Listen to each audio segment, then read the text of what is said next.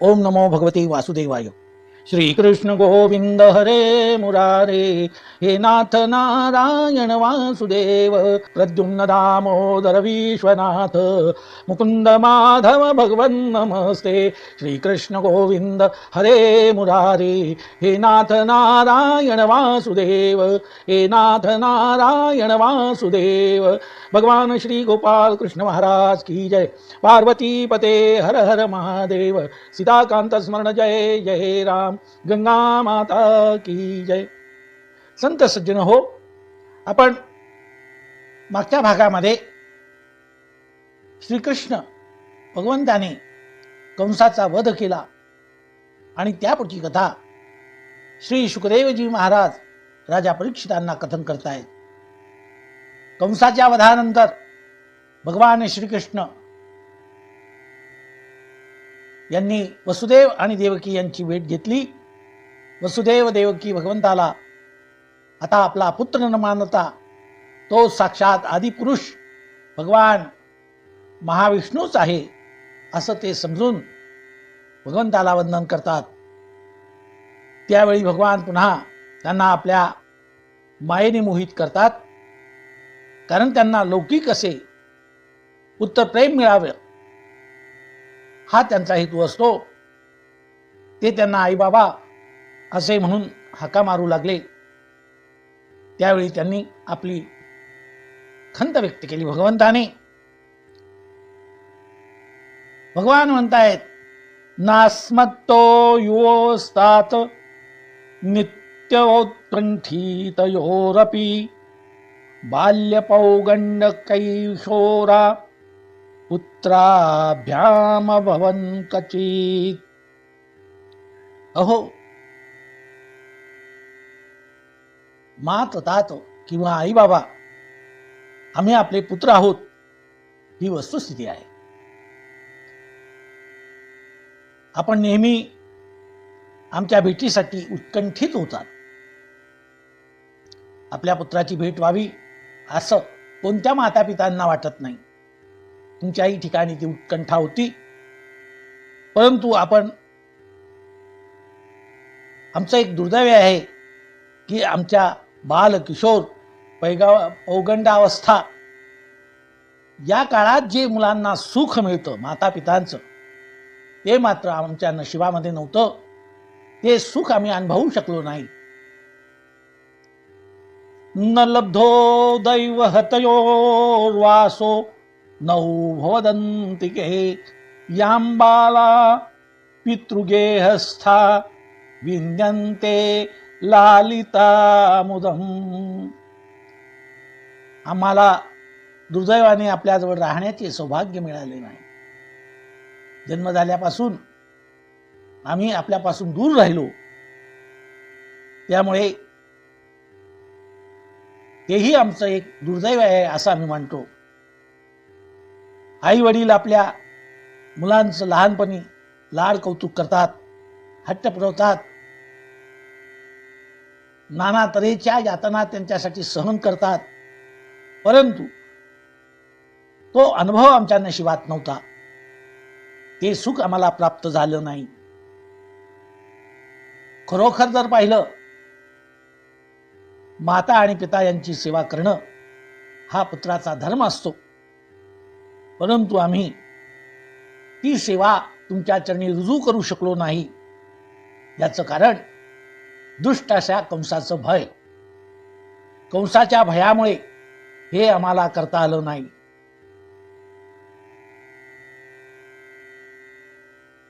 तत्क्षन्तुम् अर्हतस्तात मातर्नो परतंत्रयो अकुर्वतोर्वां शुश्रूषां क्लिष्टो दुर्हृदा भृशम्। ओहो मात, आई बाबा, आमच्याकडून आपली सेवा झाली नाही। क्षंतुम अर्हताम, आम्हाला त्याबद्दल तुम्ही क्षमा करा। आणि आमच्यामुळेच त्या दुष्ट अशा कंसाने आपल्याला खूप आपला छळ केला।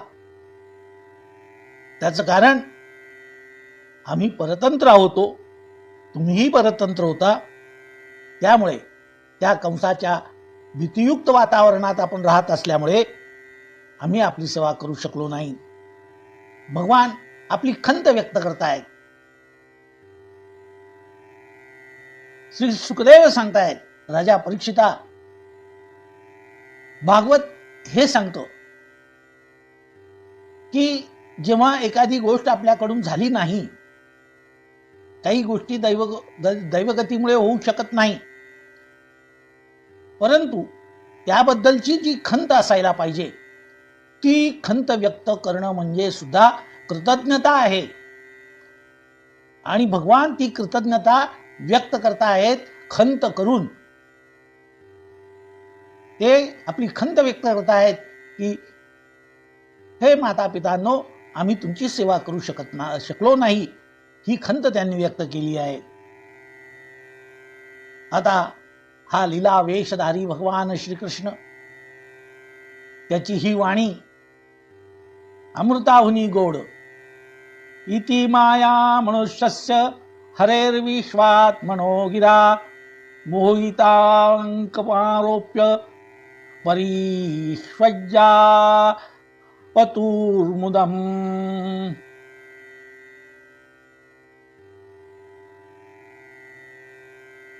ती वाणी वसुदेव देवकीने ऐकली, ते मोहित झाली. मोहिताव ते अत्यंत मोहित झाले. अंकम आरोप्य, त्यानंतर त्यांना पुत्र प्रेमाचा उमाळा दाटून आला. त्यांचं हृदय आणि छाती भरून आली. त्यांनी दोघांना मांडीवर उचलून घेतलं, मांडीवर बसवलं आणि हृदयाशी कवटाळलं आणि ते परमानंदामध्ये मग्न होतात. शब्देवीन संवादू तुझे वीन अनुवादू, हे तब कैसे निगमे परे हुनी परते बोलणे कुंटले, ते वैखरी कैसे निसांग. आता हृदयाची भाषा आहे. वैखरी ही मूक झालेली होती. नेत्रामध्ये अश्रू होते, हृदयात स्नेह वात्सल्य, यामुळे त्यांच्या मुखातून शब्द फुटत नव्हते. सगळे अगदी स्तब्धतेने ते परमानंदाचं सुख अनुभवत होते. एमं आश्वास्य पितरौ भगवान देवकी सुतः मातामहं तु उग्रसेनं यदूनाम करो नृपम. अशा प्रकारे भगवंताने माता देवकी आणि पिता वसुदेव यांचं सांत्वन केलं आणि आपल्या माता पित्यांचे त्यांनी आभार व्यक्त केले, कृतज्ञता व्यक्त केली. त्यानंतर आपले आजोबा म्हणजे मातेचे वडील उग्रसेन यांना मथुरेचा म्हणजे यादवांचा राजा बनवलं. मथुरेच्या राज्यावर उग्रसेनांची त्यांनी स्थापना केली. त्यानंतर कंसाच्या भीतीने, कंस अत्याचारी होता, अन्यायी होता, त्यामुळे जे इतर यदुवंशीय लोक होते, वृष्णी होते, अंधक होते, मधु होते, दाशार्ह, कुकुर इत्यादी वंशाचे जे लोक होते, ते कंसाच्या धाकाने त्यांनी मथुरा सोडून दिली आणि ते कुठेतरी दूरवर निघून गेले होते. भगवंतांनी त्या सर्वांचा शोध घेऊन त्यांचा तपास केला, त्यांचा शोध घेतला आणि त्यांना पुन्हा मथुरेत पुन्हा बोलावून आणलाय. त्यांचं पुन्हा पुनर्वसन केलं आहे. कंसाने त्यांची जी धनसंपदा, धनधान्य, गाई ढोर जे काही लुटलेलं होतं ते सर्व त्यांना परत दिलं. धनसंपत्ती, घरं परत दिले. त्यांना आवाहन केलं, हरि आओ जौके, भले पधारो.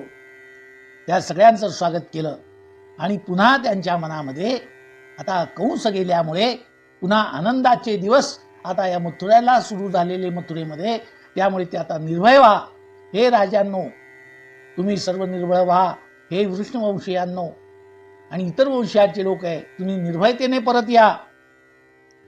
आणि त्याच्या भगवंताच्या आवाहनुसार ते सर्व परत आले.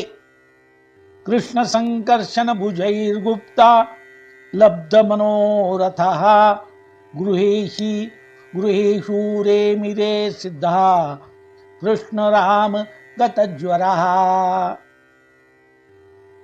सर्व आले, सर्व वंशीय आले.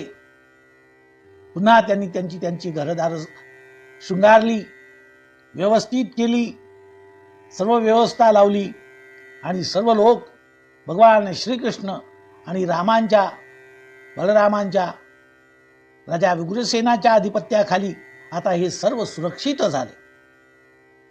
त्यांचे सर्व पाप ताप दूर झाले, त्रिविध तापांची ओळी झाली आणि सर्व प्रकारचं त्यांचं मनोरथ होतं. जे आतापर्यंत त्यांनी मनोरथ केलेलं होतं ते त्यांचं पूर्ण झालं.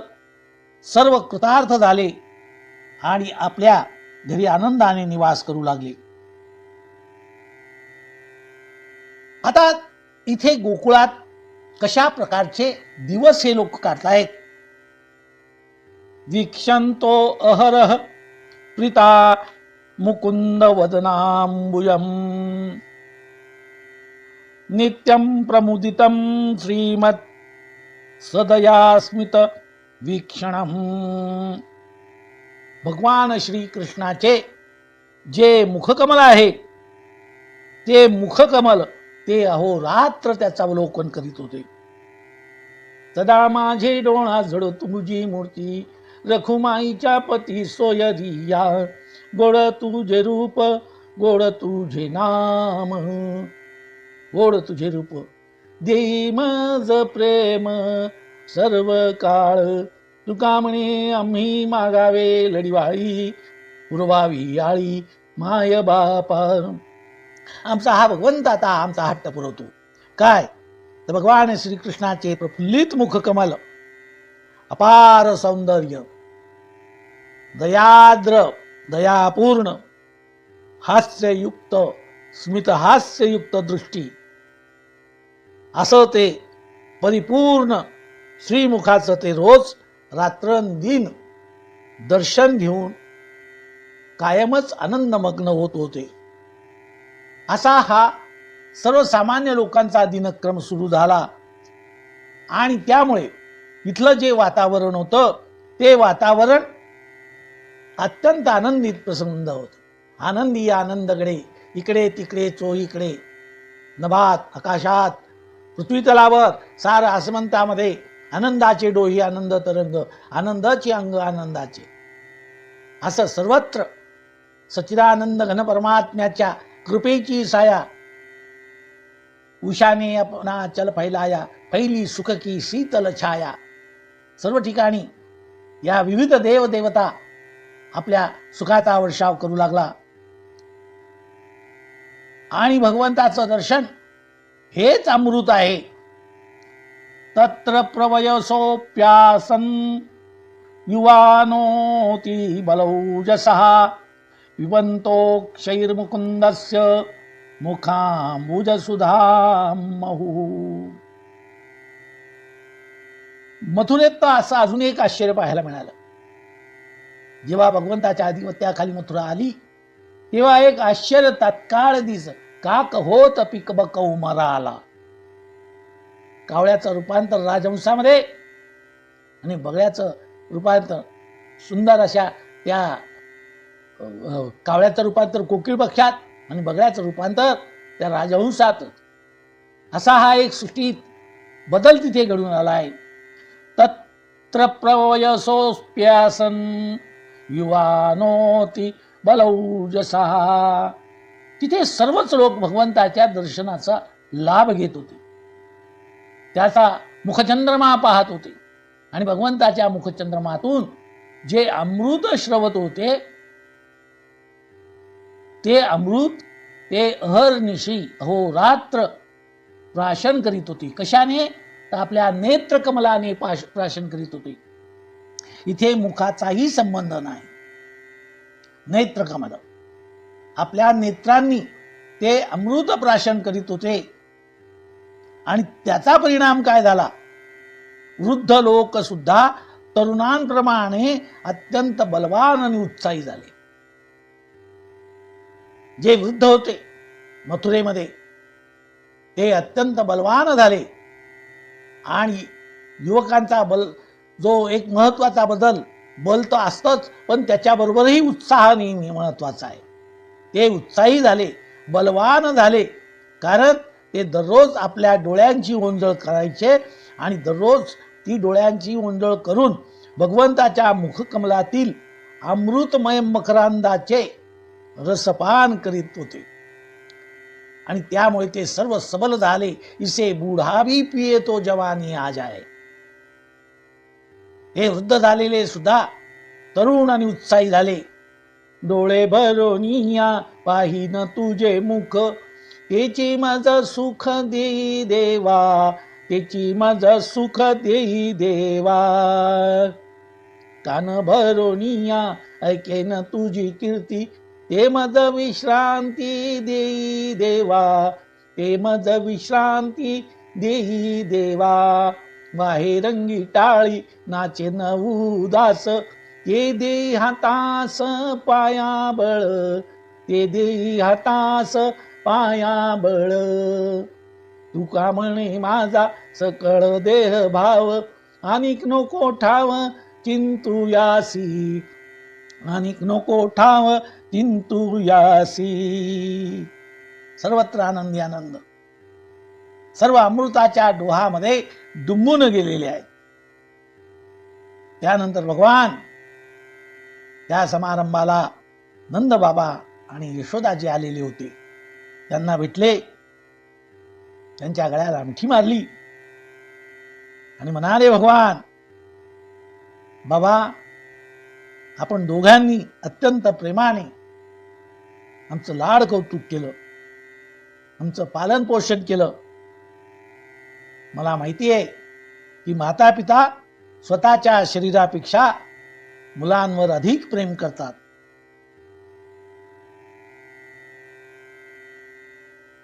पितर्युवाभ्याम स्निग्धाभ्याम पोषितौ लालितौ वृषम,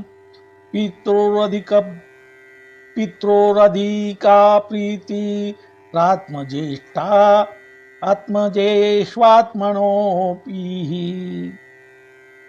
आपल्या शरीरापेक्षा आपल्या मुलांवर सतत काळजी घेत असतात, स्वतःकडे दुर्लक्ष करतात, पण आपल्या मुलांकडे मात्र ते परिपूर्ण अशी कृपादृष्टी ठेवतात आणि त्यांना सर्व प्रकारचं सुख उपलब्ध कसं होईल याचीच चिंता वाहतात.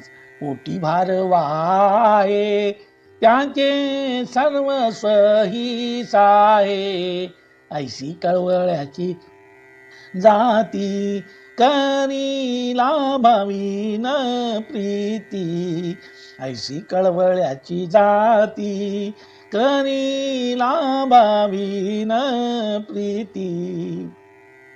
कुठलाही लाभ स्वार्थ मुलांचं जेव्हा पालन पोषण माता पिता करतात, कुठल्याही लोभाने नाही, आपली मुलं सुखात राहावी यासाठी अहोरात्र झटत असतात, वाटेल ते कष्ट सहन करीत असतात.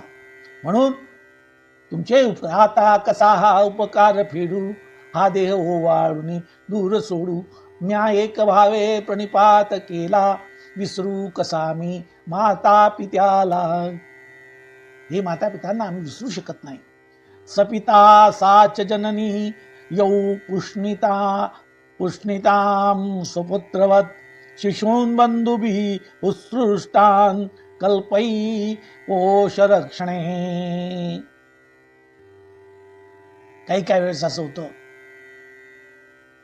की एखाद्या मुलांचा जन्म होतो आणि जन्म झाल्याबरोबर अत्यंत शिशु अवस्थेतच माता पित्याचा मृत्यू होतो आणि त्यामुळे ती बालकं माता पित्याच्या सुखाला वंचित होतात.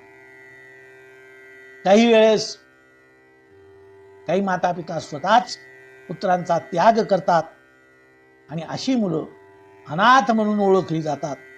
परंतु अशा अनाथ मुलांचा जे आपल्या पोटच्या मुलाप्रमाणे पालन पोषण करतात, तेच त्या मुलाचे खरे माता पिता असतात, तेच त्या मुलांचे खरे आई वडील असतात.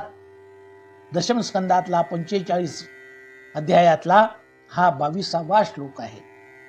उत्सृष्टान कल्पई पोष रक्षणे सपिता सचरजनी यौ उष्णिताम सपुत्रवत. स्वतःच्या मुलासारखं अनेक आपण पाहतो समाजामध्ये अनेक असे थोर पुरुष होऊन गेले आहेत, पुढेही राहतील, की जे अशा अनाथ मुलांचा सांभाळ करता आहेत, केला आहे आणि करत राहतील. ते खरोखर धन्य आहेत, ते खरोखर धन्य आहेत आणि तेच त्यांचा माता पिता आहे. त्यांचे उपकार कधीही विसरता कामा नये. तुम्ही ओ माता पिता तुम जो खिल सके ना वो फूल हम है, तुम्हारे चरणों की धूल हम है. दया की दृष्टी सदा ही रखना. दया दृष्टीने ते लालन पालन करतात. खरोखर असे माता पिता धन्य आहे. त्यानंतर भगवान श्रीकृष्णांनी नंद बाबांची कृतज्ञता व्यक्त केली. त्यांना सांगितलं, हात जोडले आणि म्हणाले, बाबा आता आपण गोकुळास परत जा. तेथील माझ्या स्नेहामुळे तिथे जे लोक दुःखी झालेले आहेत अशा सुहृद जनांचे, त्या गोकुळवासी जनांचे आपण सांत्वन करा, त्यांना धीर द्या, त्यांना सुखी करा. अशी भगवंताने कृतज्ञता व्यक्त करून नंद बाबांना आता ते निरोप देतात आहे. नंद बाबा यशोदा यांचा वस्त्रालंकार देऊन भगवंताने त्यांचा सत्कार केला. आता हा मोठा भावनामय असलेला हा प्रसंग आहे. इत्युक्तस्तौ परिष्वज्य नंद प्रणय विह्वलः पुर्यानश्रुभिर्नेत्रे सह गोपै व्रजं ययुः. भगवंताच्या या बोलण्याने नंद बाबांना गैवरून आलं, कंठ दाटून आला. नंद भगवान जो परमात्म्याचेच हे अंश आहेत ते सद्गतीत झाले. कसं रे बोलवतो श्रीकृष्णा, परत जा असं कसं म्हटलं, कसं रे तुला बोलवलं जातं. पण भगवान हे कर्तव्याचे बांधलेले आहे.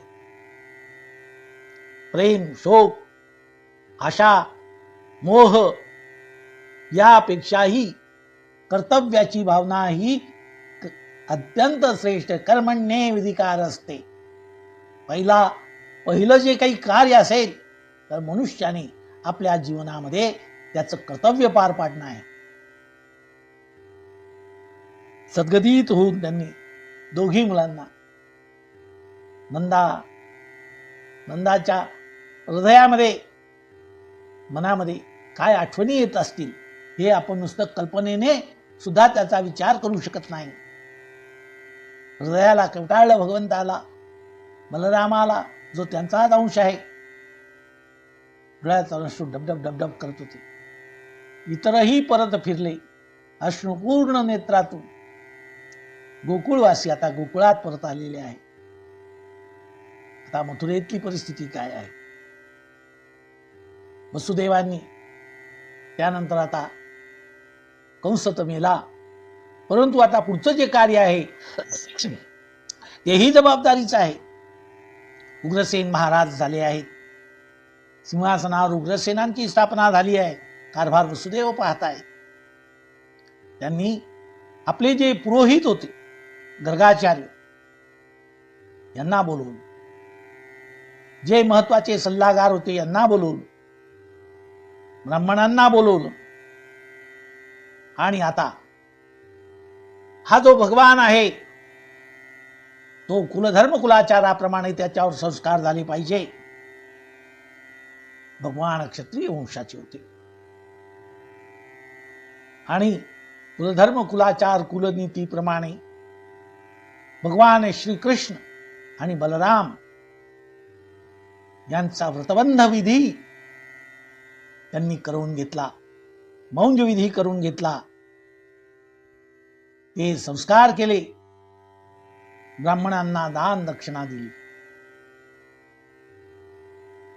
यापूर्वी जेव्हा भगवान प्रकट झाले, जन्म झाला असा हा शब्द न वापरता भगवान प्रकट, भये प्रकट दयाला दीन दयाला कौसल्या हितकारी भगवान प्रकट होतात. सर्वसामान्य जीवाप्रमाणे त्यांचे देह माध्यमातून जन्म होत नसतात. भये प्रकट कृपाला दीन दयाला, तो भगवान नेहमीच कृपाळू आहे, दीन दयाळू आहे. म्हणून त्यांच्या प्रकटीकरणाच्या वेळेस वसुदेवाने जितक्या गायी दान करण्याचा संकल्प केला होता, ते सारे दान धर्म वसुदेवाने आता परिपूर्ण केले. ततश्च लब्ध संस्कारौ द्विजत्वं प्राप्य सुरतौ गर्गाद यदुकुलाचार्यात गायत्रम व्रतमास्थितौ. यदुकुलाचे जे मुख्य आचार्य होते ते गर्गाचार्य होते. याच गर्गाचार्यांनी नंदाच्या गोठ्यामध्ये भगवंताचा नामसंस्कार केलेला होता. वसुदेवाने गर्गाचार्यांना गुप्त रीतीने पाठवले होते आणि तिथे नामकरण विधी झालेला होता. आता त्यांचा हा व्रतबंध संस्कार झालेला आहे. त्यांच्याकडून भगवंताला यज्ञोपवीत संस्कार करण्यात आले, गायत्रीची दीक्षा देण्यात आली आणि ते खऱ्या अर्थाने आता द्विज झालेले आहेत. ब्राह्मणांना द्विज म्हणतात. पहिला तो प्रथम द्विज म्हणजे दुसऱ्यांदा जन्माला आलेला पहिला जन्म जो आपल्या नेहमीप्रमाणे सामान्य जीवाचा होतो, तो प्रथम जन्म. आणि जेव्हा त्याच्यावर मौंजबंधन व्रतबंधन होतो तेव्हा जो विधी केला जातो, त्यानंतर त्यांना त्यांची जी अवस्था, तो संस्कार झाल्यानंतर त्यांना द्विज असं म्हणतात. म्हणजे पुन्हा त्यांचा तो दुसरा जन्म मानला जातो.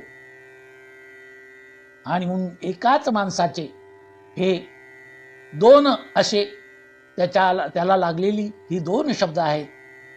असं पक्षाच्या बाबतीत सुद्धा म्हटलं जातं. एक अंडरूपाने झालेला पक्षाचा जन्म हा पहिला, आणि नंतर त्या अंड्यातून पिल रूपाने ते जे पिलूच्या रूपाने बाहेर येतं, हा त्याचा दुसरा जन्म. त्यामुळे त्याला सुद्धा द्विज असं म्हणतात आणि ब्राह्मणाला सुद्धा द्विज असं म्हणतात. असा एक सुभाषितामध्ये वर्णन केलेलं आहे. जन्मना जायते शूद्रः, जेव्हा जन्म होतो तर जवळजवळ सर्व शूद्र याचा अर्थ संस्कार नसलेले. आता संस्कार म्हणजे काय, हा एक महत्वाचा विषय. जाती धर्म वेद मान्य, वेदोपनिषदांना मान्य असलेले जे संस्कार ज्यांच्यावर होतात, तेव्हा संस्कारात द्विज उच्यते. तो संस्कार झाला की त्याला द्विज असं म्हटलं जातं. शिक्षण पूर्ण घेऊन युनिव्हर्सिटी जेव्हा डिग्री देते त्याला पदवीधर असं म्हटलं जातं. तो पदवीधर संस्कारात द्विज उच्यते, मग त्याला द्विज नावाची ही पदवी प्राप्त होते. संस्कारात द्विज उच्यते. वेद पाठी भवेत विप्राः, ज्याचं तिन्ही वेदांचं अध्ययन झालं, सांगोपांग ज्याचं अध्ययन झालं, तेव्हा त्याला विप्र असं म्हटलं जातं. म्हणजे जे काही फॉर्मल एज्युकेशन ज्याला आपण म्हणतो, ते फॉर्मल एज्युकेशन याचा अर्थ त्या काळात प्रचलित असलेली जी शिक्षण पद्धती आहे, ती शिक्षण पद्धती परिपूर्ण केल्यानंतर, तिथली पदवी घेतल्यानंतर वेदपाठी भवेत विप्राः, तेव्हा त्याला विप्र असं म्हटलं जातं. म्हणजे एकच मनुष्य द्विज होतो संस्काराने. निश्चित माणसामध्ये संस्कार झाले की त्याच्यात परिवर्तन होतं. मग हा पूर्वीचा माणूस राहत नाही, पूर्वीचा नाही. जेव्हा सयाजीराव गायकवाड हे आपल्या घरी म्हणजे त्यांच्या गावामध्ये कळवाण्याला जेव्हा त्यांचं बालपण गेलं, तेव्हा त्यांचं जीवन आणि नंतर ते बडोद्याचे अधिपती झाले तेव्हा त्यांचं जीवन याच्यात निश्चित फरक आहे. ते एक ग्रामीण जीवन होतं आणि पुढचं जे जीवन आहे सर्व जगाला माहिती आहे, सर्व जगाला ललामभूत असं जीवन त्यांचं झालं. शिक्षणाची गंगा त्यांनी निर्माण केली. अनेकांचं शिक्षण, अनेकांची देखभाल, न्याय, नीती, धर्म, सदाचार याचं मूर्तिमंत प्रतीक सयाजीराव महाराज होते. आणि हे त्यांचं वेगळं असं जीवन आहे. तेच द्विज झाले आणि त्यानंतर त्यांनी वेदांग, वेदविद्या यांचंही रक्षण केलं. त्यांचाही अभ्यास आपल्या राज्यामध्ये करण्याची सोय केली आणि म्हणून वेदपाठी भवेद विप्रहा, विप्रपदाला पोहोचले.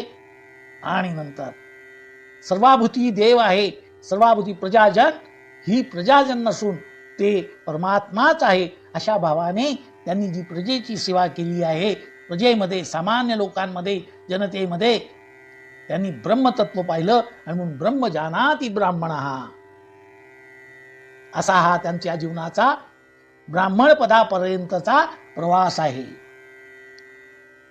भगवंताचाही प्रवास असाच आहे. भगवंतांनीही गोरक्षण केलंय, गायी यमुनेच्या काठी चारल्या आहेत. सयाजीराव महाराज यांनी सुद्धा आपल्या गावाकडे शेळ्या मेंढ्यांचं पालन केलेलं आहे. आणि तोच महात्मा, तेच श्रेष्ठ असे राज्यकर्ते म्हणून या जगाला, या भारतभूमीला ललामभूत झालेले आहे. आणि ते खऱ्या अर्थाने त्यांनी आपल्या जीवनाचं सार्थक केलेलं आहे. ततश्च लब्ध संस्कारो द्विजत्वं प्राप्य सुव्रतो गर्गात यदुकूलाचार्यात गायत्रम व्रतमास्थितो. असा हा सर्व प्रकार आहे. सर्व वैदिक धर्मातले संस्कार त्यांच्यावर करण्यात आले आणि त्या संस्कारानुसार त्यांचं जीवन बदललं. Change in to behaviour means education. वर्तनात होणारं परिवर्तन हेच खऱ्या अर्थाने शिक्षण होतं. आणि शिक्षण हा माणसाच्या जीवनात सर्वतोपरी असा प्रयत्न करणारं एकमेव साधन आहे. माणसाचं जीवन शिक्षणामुळे बदलतं. माननीय यशवंतराव चव्हाण सांगत होते, शिक्षण हेच सर्वांगीण सुधारणेचे प्रवेशद्वार आहे. आपण मन लावून सगळ्यांनी शिक्षण घ्या. आपलाही जीवन आणि करता करता एक एक मनुष्य बदलला तर या राष्ट्राचंही जीवन सदाचार संपन्न राष्ट्र निर्माण व्हावं. हेच रामराज्य आहे. हेच रामराज्य. जे राज्याचे राज्यशास्त्रामध्ये 4 घटक सांगितलेले आहेत. त्या घटकांमध्ये पहिल्यांदा जो पहिला घटक आहे तो भूमी, दुसरा आहे लोकसंख्या, तिसरा आहे शासन संस्था आणि चौथा आहे सार्वभौमत्व. हे राज्याचे राज्य निर्मितीचे 4 घटक असतात असं राज्यशास्त्र सांगतं. आता मथुरेमध्ये तसंच झालेलं आहे. आता ती भूमी तिथल्या वासियांची झाली आहे. तिथले लोक आता सदाचार संपन्न, उद्यमी, कृतज्ञ, नीतिमान, धर्मवान. कारण आता तिथे राम आणि भगवान श्रीकृष्ण यांच्या आधिपत्याखाली शासन संस्था काम करते आहे. शासन संस्था काम करते.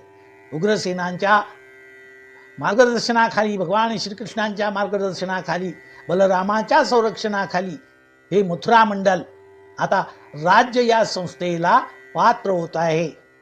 त्यांच्या ठिकाणी अत्यंत श्रेष्ठ, सर्वश्रेष्ठ शक्ती, राज्याचा आत्मा म्हणजे सार्वभौमत्व त्यांना प्राप्त झालेलं आहे. सगळा व्यवहार बदलून गेलेला आहे. भगवान श्रीकृष्णांची आता मौंज झाली. मौंज झाल्यानंतर आता पुढचं शिक्षण घेणं महत्वाचं आहे. कारण मौंज बंधन झाल्यानंतर त्या विद्यार्थ्याला गुरुगृही पाठवलं जातं.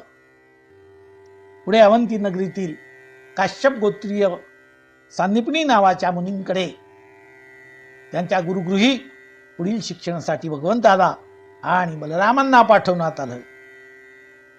तिथे त्यांनी आपल्या गुरूंची उत्तम प्रकारची श्रेष्ठ अशी गुरुसेवा केलेली आहे तो एक मोठा आदर्श त्यांनी घालून दिलेला आहे.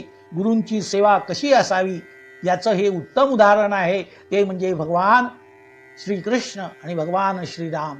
श्रीरामांचंही गुरुकुलात गेल्यानंतर वशिष्ठाकडे त्यांनी ते शिक्षण घेतलंय. अल्पकाल सबविद्याई. अल्पकाळामध्ये भगवंतांनी वशिष्ठांकडे शिक्षण घेतलं.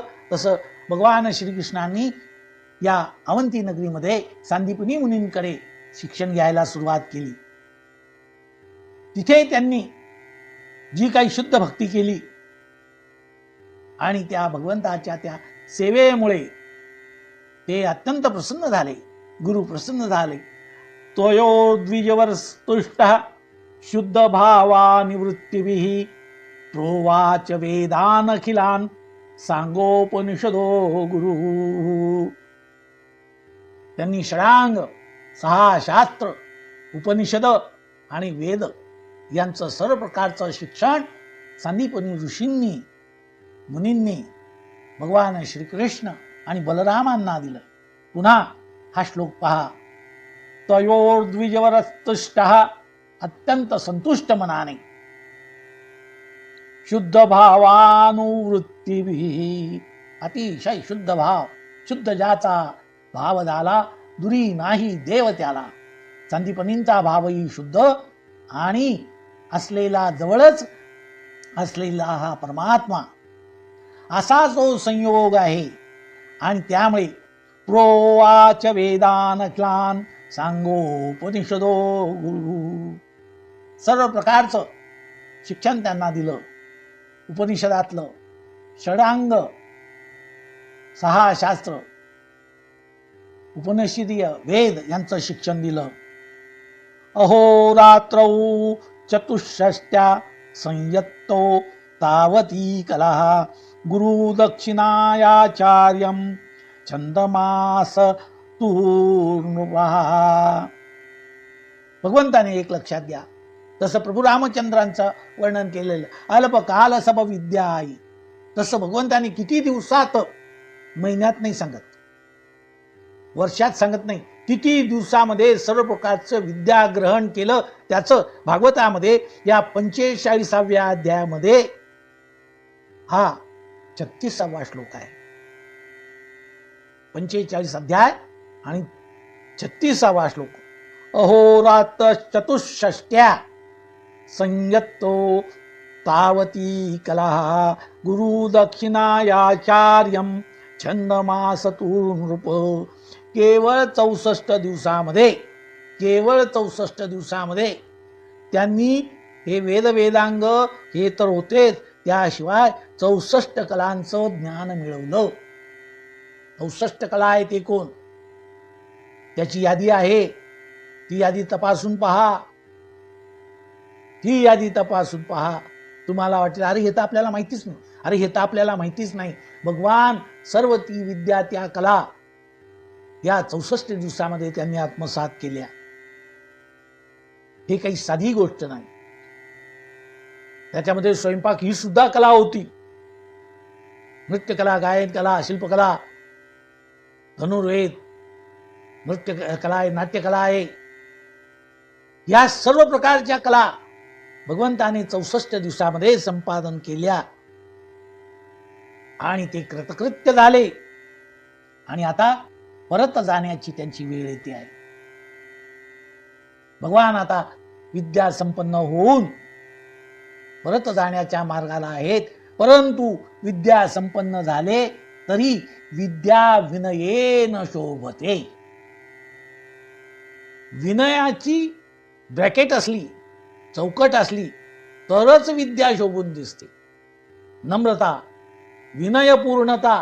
पहा तुम्ही पूर्वीच्या काळी अत्यंत विद्वान असे लोक होऊन गेले, अत्यंत विद्वान होऊन गेले की ज्यांच्या विद्वत्तेबद्दल आपण विचारही करू शकत, परंतु अत्यंत विनयशील होते, अत्यंत विनयशील. तर एखादा मनुष्य त्यांच्या जवळ गेला तर त्यालाच लाज वाटत होती की माझ्याजवळ काही नाही तरी मला एवढा गर्व आहे आणि हे समोरचे पहा किती विनयशील आहे. काही श्रीमंत लोकही असतात, अत्यंत श्रीमंत असतात, परंतु अत्यंत विनयशील असतात. जीवनातली राहणीमानही साधी असते. साधी राहणी आणि उच्च विचारसरणी असे अनेक या देशामध्ये होऊन गेलेले आहेत. आताही आहेत, असं नाही, आताही आहेत. परंतु आपण त्यांच्या जवळ जाऊन पोहोचू शकत नाही. तसं काही प्रत्येकाला भेटण्याचा योग सगळ्यांनाच येतो असं नाही. कलावान आहेत, विद्यावान आहेत, ज्ञानवान आहेत, अत्यंत विनयशील. लता दिदी किती विनयशील होती, किती नम्रता, त्यांच्या मुखावरचं स्मितहास्य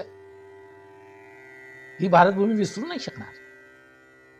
कोणत्याही कार्यक्रमाला आले तर किती विनयाने त्यांनी श्रोत्यांच्या पुढे हात जोडले असतील. ही विनयशीलता, म्हणून विद्या विनयेन शोभते असं म्हणतात. भगवान विद्या संपन्न आणि विनय संपन्न झाले आणि आपल्या संदीपुनी गुरूंना त्यांनी प्रार्थना केली की भगवान, आता तुम्ही गुरु साक्षात परब्रह्म, गुरुर् ब्रह्मा गुरुर्विष्णू गुरुर्देवो महेश्वरा, गुरु साक्षात परब्रह्म तस्मै श्री गुरुवे नमः. नमस्कार असो. त्यांनी आपल्या गुरूंचं पूजन केलं. निरोप घ्यायचा आहे, गुरुपूजन हा विधी केलेला आहे. आणि हात जोडून अर्घपाद्य देऊन त्यांच्या चरणकमा बंदऊ गुरुपद पदमुपरागा, सुरुची सुवास सरस अनुरागा,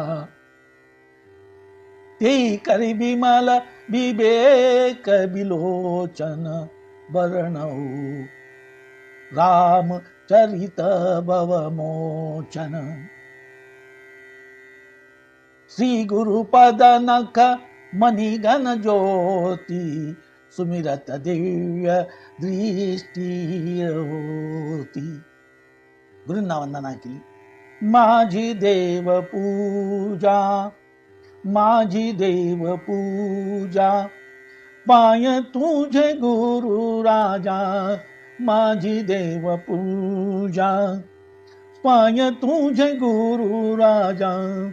गुरु चरणाची माती, तेची माझी भागीरथी, तेची माझी भागीरथी. माझी देव पूजा, पाय तुझे गुरु राजा, माझी देव पूजा. गुरु चरणाचा बिंदू, तोची माझा क्षीर सिंधू, तोची माझा क्षीर सिंधू, तोची माझा क्षीर सिंधू.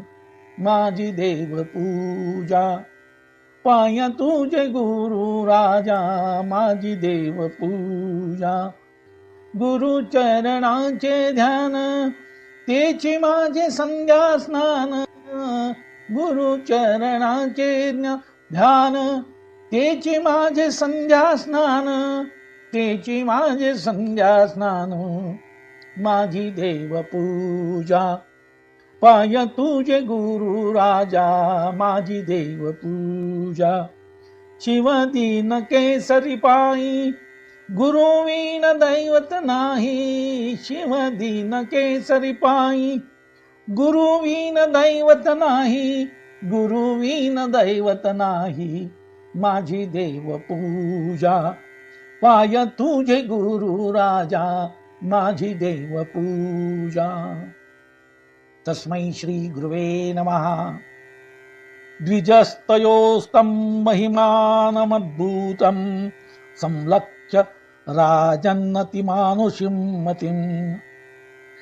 समन्त्रपत्न्या समहार्णवं मृतं, बालं प्रवासे वरयां बभूव.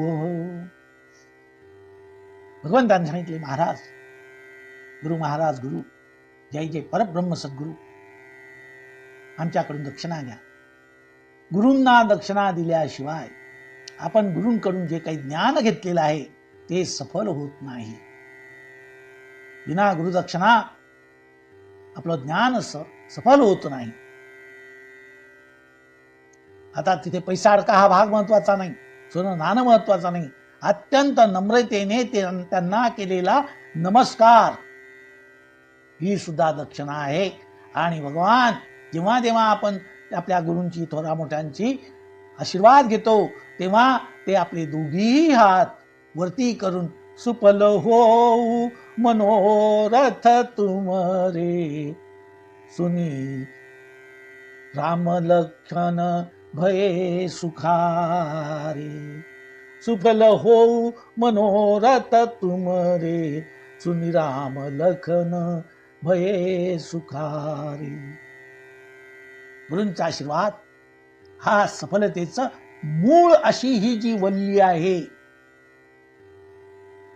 तीच वल्ली महत्वाची आहे. जेव्हा प्रभू रामचंद्र धनुष्य उचलण्यासाठी निघाले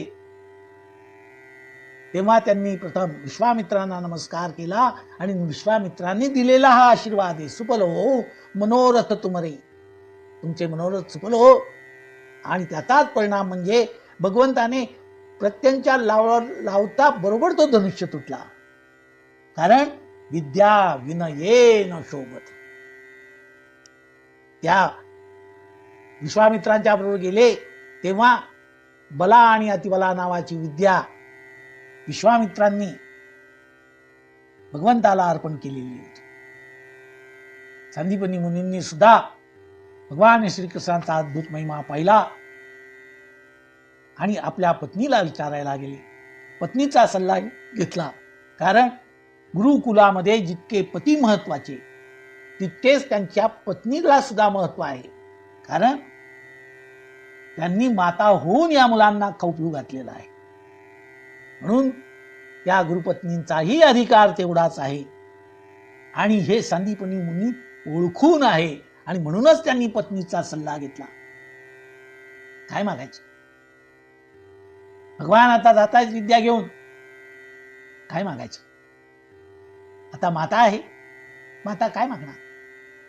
तिला आपल्या मुलांच्या सुखाशिवाय काय माग?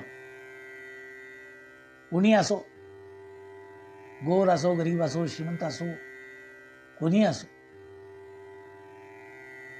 लग्नाला 5-7 वर्ष झाली, मोठी संतान नसेल तर कोणत्याही देवाला तो गरीब का असेल, काय मागतो देवाजवळ? देवा पुत्रं देही यशो देही द्विषो जही, जयम देही यशो देही, पुत्रं पौत्रं धनं धान्यं हस्तस्वादी गवेरथम प्रजानां भोसी माता ऐश्मंतम करो तुम्ही. धन काही घर भरून ठेवण्या इतकं धन कोणी मागत नाही. आपल्याला पुरेल, आपल्या घरातून कोणता अतिथी विमुख जाणार नाही इतकं धन देवाने द्यावं अशीच मागणी देवाजवळ करावी. कोणी माझ्या घरातून उपाशी जाता कामा नाही. आलेल्याचा आदर सत्कार केला गेला पाहिजे. माझ्या घरात येणारी एखादी सवाष्ण स्त्री आली, तिला नाही वस्त्र न निदान ब्लाऊज पीस तरी देण्याची मला शक्ती असावी, असं या कुटुंब संस्थेचं आणि कुटुंबातल्या लोकांची अपेक्षा असते. आपण कधी आपल्या घरातून ज्या सवाष्ण जातात त्यांना त्यांची उटी भरणं, त्यांना ब्लाऊज पीस देणं, जमलं साडी वगैरे चांगली परिस्थिती असेल तर देतात. कमीत कमी एवढं तरी दिलं जातं आणि शेवटी नमस्कार केला जातो. ही जाताना महालक्ष्मीची विद्महे विष्णुपत्नीच्या धीमहि तन्नो लक्ष्मी प्रचोदयात्. आणि ती स्त्री तिची जी ओटी भरलेली असेल त्या ओटीतून 2 बरकतीचे दाणे आपल्या परत देत असते. सुखी राहा, सुखी राहा, सुखी राहा, अशा प्रकारचे उद्गार त्याच्यातून निघतात.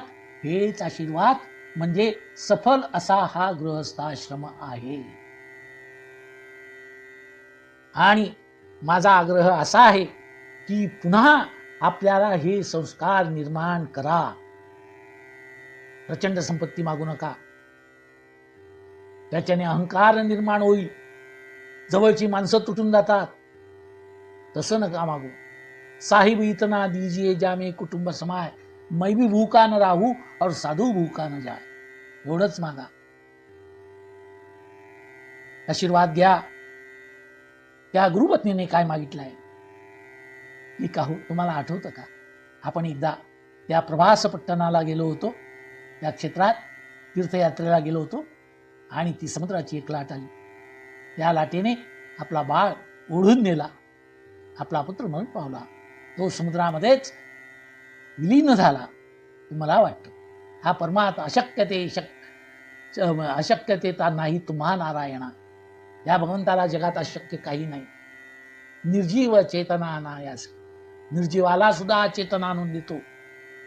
तर माझी हात जोडून तुम्हाला विनंती आहे की आपला मृतपत्र यांच्याकडून मागून घ्या.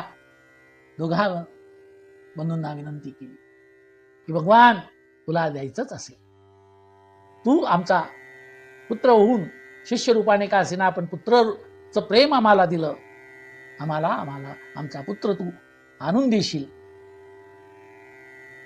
अशी आम्ही अपेक्षा करतो आणि तीच माझी गुरुदक्षिणा आहे. त्यानंतर ते दोघे बंधू भगवान श्रीकृष्ण आणि बलराम प्रभास क्षेत्री गेले. त्या समुद्राने भगवंताची पूजा केली, अर्चा केली, नमस्कार केला, वंदन केलं आणि समुद्राला भगवान म्हणाले, हे समुद्रा, तुझ्या लाटांमुळे माझा गुरुपत्र वाहत जाऊन तो तुझ्या पाण्यामध्ये बुडालेला आहे. तेव्हा तू आम्हाला तो माझ्या गुरूंचा पुत्र परत त्वरित आणून दे. अशा प्रकारची त्यांनी समुद्राला मागणी केली आहे. त्यावेळी समुद्राने दोन्ही हात जोडले आणि दोन्ही हात जोडून समुद्र सांगतोय की हे भगवंता, हे श्रीकृष्णा, आपल्या गुरुपुत्राला मी वाहवलं नाही तर माझ्या या जलामध्ये पंचजन नावाचा एक मोठा राक्षस राहतो. तो दैत्य आहे. त्याने शंखाचं रूप धारण केलं आणि त्यानेच तो तुमच्या गुरूंचा पुत्र चोरून नेलेला आहे. समुद्राचं हे भाषण ऐकलं भगवंत. हे ऐकून भगवंतांनी लागलीच त्या समुद्राच्या पाण्यात उडी मारली. शंखासुराला तिथे त्यांनी ठार केलं. त्या शंखासुराच्या पोटामध्ये शिरून त्यांनी पाहिलं पण बालक तिथेही त्यांना दिसला नाही. त्यानंतर त्या शंखासुराचं कलेवर त्यांनी म्हणजे तो शंख हातात घेतला आणि भगवान संयमनी नावाच्या नगरीमध्ये गेले. ही संयमनी नगरी ही यमाची नगरी म्हणून ओळखली जाते. इंद्राची अमरपुरी, कुबेराची अलंकापुरी, तशी ही संयमनी ही यमाची नगरी म्हणून ओळखली जाते. आणि भगवंत त्या यमपुरीत पोहोचल्यावर त्यांनी मोठ्याने शंख वाजवला. यम हात जोडून भगवंताला शरण आला. तेव्हा भगवंत त्या यमाला म्हणाले, यमराज, तुम्ही माझ्या गुरुपुत्राला इथे आणलेला आहे, त्याला माझ्याकडे तुम्ही ताबडतोब सोपवा, ही तुम्हाला माझी आज्ञा आहे. यमराज शरण आले, कारण समोर कालाचाही काल उभा होता. त्यानंतर यमाने भगवंताच्या आज्ञेनुसार तो गुरुपुत्र आपल्या गुरूंच्या स्वाधीन केला. तो गुरुपुत्र घेऊन भगवान परत आले आणि आपल्या गुरूंच्या आणि गुरुमातेच्या हवाली त्या पुत्राला केलं. गुरुमाता आणि गुरु हे जे दोघी होते, या दोघांनी त्यांना आशीर्वाद दिले. गच्छतं स्वगृहं वीरौ कीर्तिमानस्तु पावनी छंदास्य या तयामानानि भवन्त्वीह परत्र च. आशीर्वाद दिले, हे वीरांनो, तुम्ही आता दोघे जण आपल्या घरी जा. जा जा पाखरांनो, स्नेह जागवीन मी आपला. जा बाळांनो, आपल्या घरी जा. मी आशीर्वाद देतोय. आपली कीर्ती त्रैलोक्यामध्ये पसरेल आणि आपली कीर्ती गाऊन या विश्वातले लोक पवित्र होतील.